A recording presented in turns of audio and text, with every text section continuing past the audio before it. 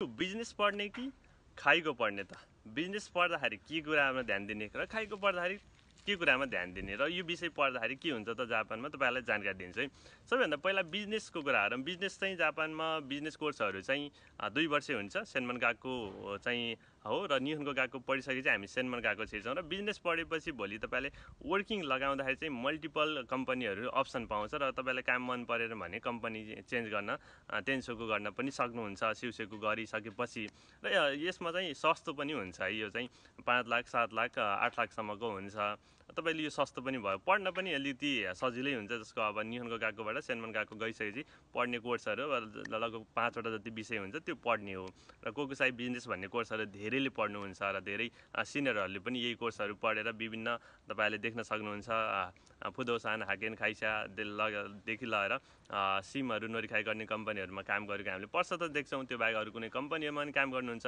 यो चाहिँ बिजनेसको कुरा गर्दा त्यो कुरा एकदमै महत्त्वपूर्ण कुरा भयो। र बिजनेसको पढिसकेपछि एउटा नराम्रो पक्ष भनेको चाहिँ बिजनेसमा चाहिँ गएकोहरु फिक्स गर्नु। पहिला तपाईले सेन्मन गएको पढ्दाखेरि चाहिँ बिजनेस कोर्स पढ्दै हुनुहुन्छ भने चाहिँ 100% सिउसेको रेट भएको गएकोहरु चाहिँ फिक्स गर्नु होला। जसले गर्दा तपाईलाई 100% सिउसेको हुने गएकोहरु किमाहरु गर्नु भयो भने तपाईलाई पछि वर्किङ लाउन टेन्सन हुँदैन। यदि त्यस्तो केस छैन भने पनि उनीहरुले गाइडहरु गर्छ अथवा तपाईले आफ्नो भाषा स्किल छ भने जब हन्टिङ भन्छ त्यो चाहिँ तपाईले आफूले भ्याकेन्सीहरु खोजेर अनलाइन इन्डिड जस्ता धेरै माइन्याबी जस्ता धेरै प्लेटफर्मबाट तपाईले पछि सेन्मन गएको सकाइसकेपछि वर्किङ लगाउन सक्नुहुन्छ।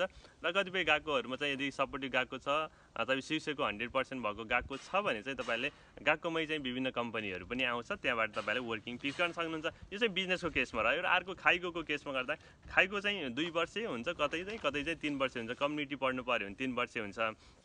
त्यसकारणले गर्दा यदि तपाईँ खाइको पढ्ने इच्छुक हुनुहुन्छ भने पनि खाइकोमा चाहिँ वर्किङको टेन्सन हुँदैन। किनकि खाइकोमा तपाईले त्यही गएको फी पनि टेन्सन हुँदैन। गएको फीहरु कम्पनीले तिर्दिने र तपाई पछि सेन्मन गएको यानी खाइको 2 वर्ष कोर्स अथवा 3 वर्ष तपाईको पढाइ भइसकेपछि सम्बन्धित कम्पनीमा तपाईले काम गर्न पर्छ।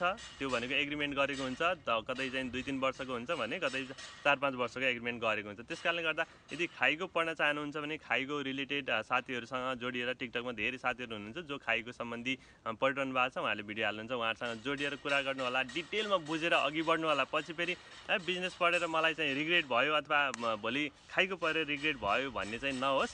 र खाइकोमा चाहिँ तपाईले चाहिँ खाइको पढ्नु भयो भने चाहिँ जापानमा कलेज फीहरु पनि कम्पनीले तिर्दिने र तपाईलाई सेन्मन गएकोहरु चाहिँ सकाइसकेपछि सिधै तपाईको वर्किङ पनि 100% फिक्स हुने भएर खाइकोहरु पढ्न चाहनुहुन्छ र इच्छुक हुनुहुन्छ भने तपाईले त्यतातिर पनि आफ्नो चाहिँ अगाडि गोलहरु अगाडि सार्न सक्नुहुन्छ। यस्तै जानकारीमूलक भिडियोको लागि भने मलाई फलो गर्दै हुनु होला। अब डिसाइड गर्नु होला तपाईले